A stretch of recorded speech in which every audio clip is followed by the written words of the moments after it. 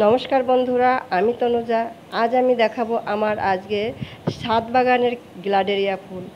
এই গ্লাডেরিয়া ফুল গাছগুলি সাধারণত গরমের ফুল, কিন্তু এই ফুলগুলি সারা বছর হতেই থাকে।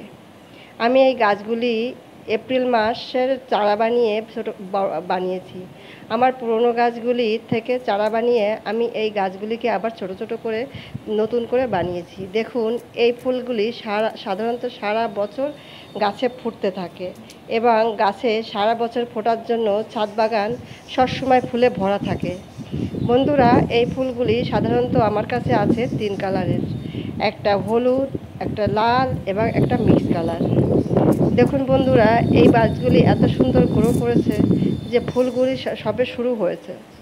এরপর সারা বছর ফুলগুলি দিতেই থাকবে।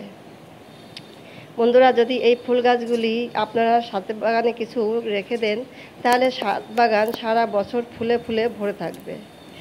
আমার এই গাছগুলি আমি বীজ থেকে জার্মিনেশন করিয়ে বানিয়েছি। এই কালারটা সাধারণত হলুদ কালার এসছে, আর এই সব কালারগুলি মিক্স কালার এসছে। আর একটা কালার আছে বন্ধুরা, খয়েরি কালার।